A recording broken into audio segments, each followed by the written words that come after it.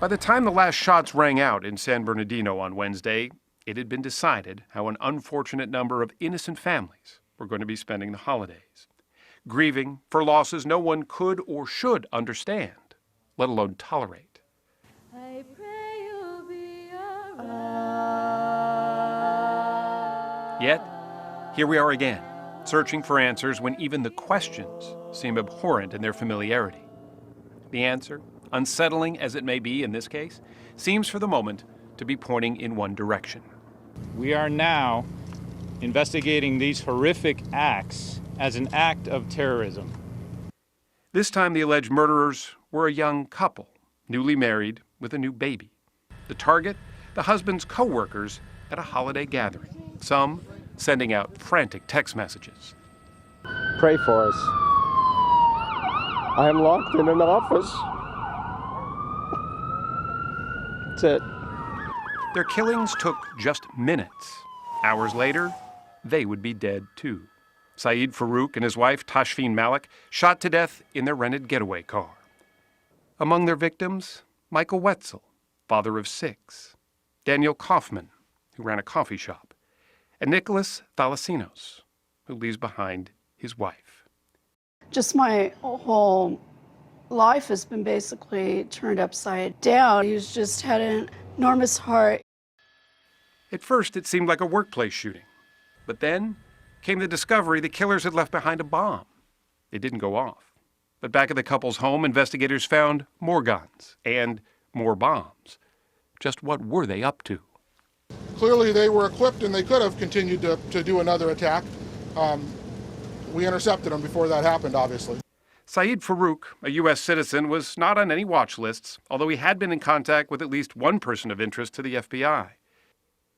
His Pakistani-born wife, Tashfeen Malik, who had come to the U.S. from Saudi Arabia on a fiancé visa, took to Facebook to pledge her allegiance to the leader of ISIS just before Wednesday's massacre. FBI Director James Comey.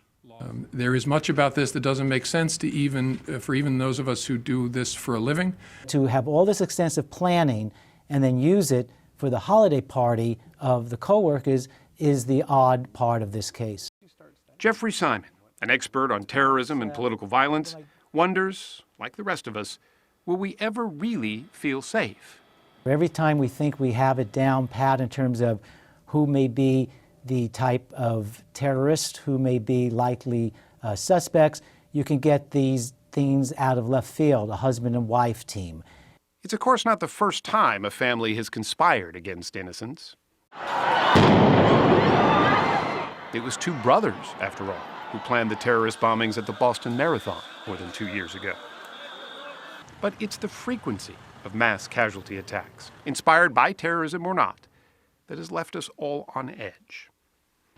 It's a dreadful calendar of violence. In fact, by one count, there have been 353 mass shootings in the U.S. this year with 4 or more victims. On average, that's more than 1 a day. We should never think that this is something that just happens in the ordinary course of events, because it doesn't happen with the same frequency in other countries. Historian Walter Isaacson worries not just about more attacks, but how it stains the welcome mat this country has so often laid out. I think a lot of things are being endangered by this event, and one of them is our basic and fundamental creed that we're an inclusive nation. Racial and religious prejudice is nothing new in America. But on the positive side, Isaacson says we've usually found our footing.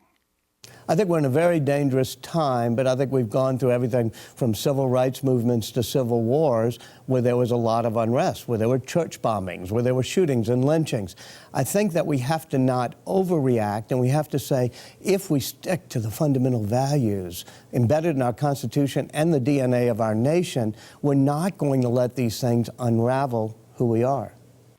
Perhaps we're not unraveled, but the country is frayed and divided over just what to do. Guns are a constant. In fact, holiday shoppers bought a record number of them this past Black Friday. From the mountains to the prairies, to the procession of grief is almost guaranteed to continue. More funerals, more candlelight vigils. But perhaps most unsettling is there's an alarming sameness to it all, when these dreadful events should be the horrific exception.